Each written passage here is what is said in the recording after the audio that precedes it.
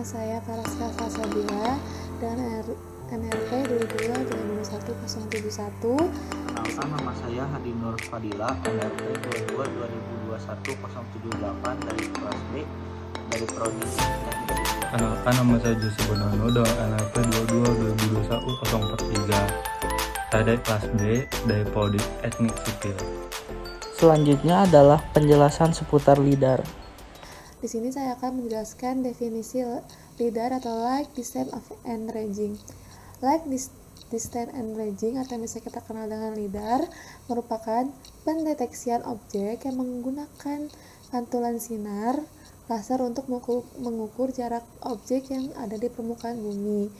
Teknologi ini pertama kali digunakan pada tahun 1960-an untuk keperluan penerbangan. Nah, bagaimana sih cara kerja LIDAR ini?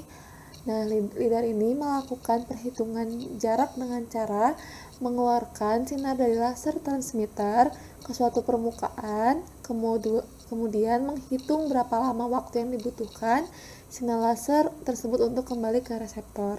Nah, untuk menghitung jaraknya, di sini kita menggunakan rumus D sama dengan C kali T per 2.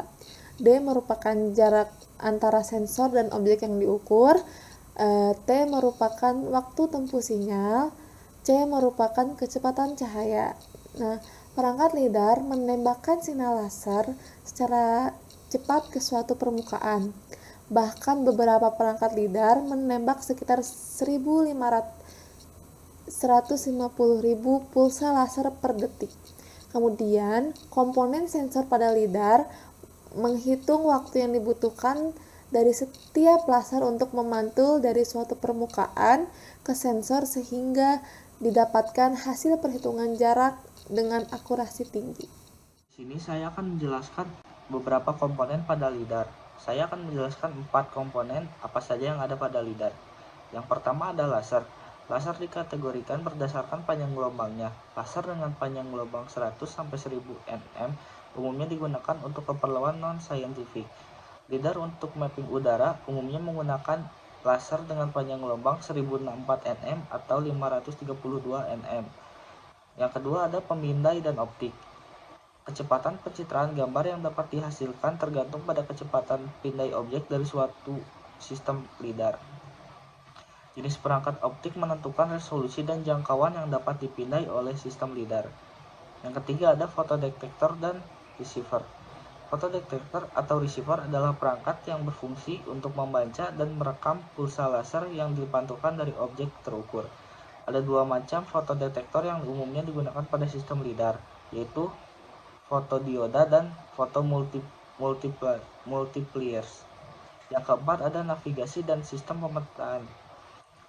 Saat sensor LIDAR dipasang pada platform bergerak seperti satelit, pesawat, atau kendaraan dan robot, sistem menganalisa kondisi awal untuk dijadikan posisi dan orientasi absolut GPS.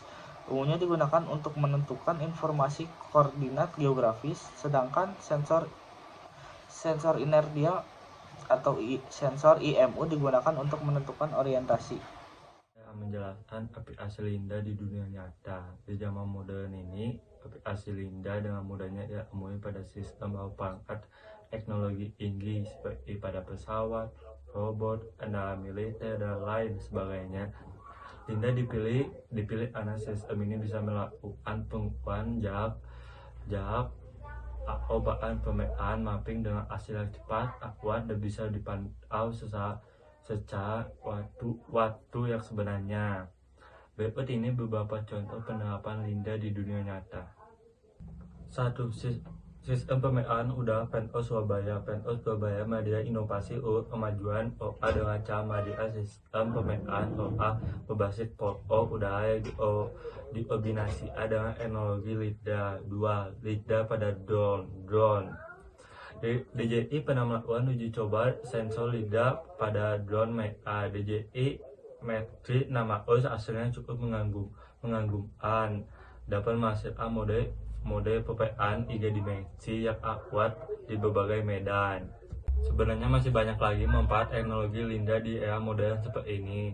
apalagi saat IA sudah memasuki era industri 4.0.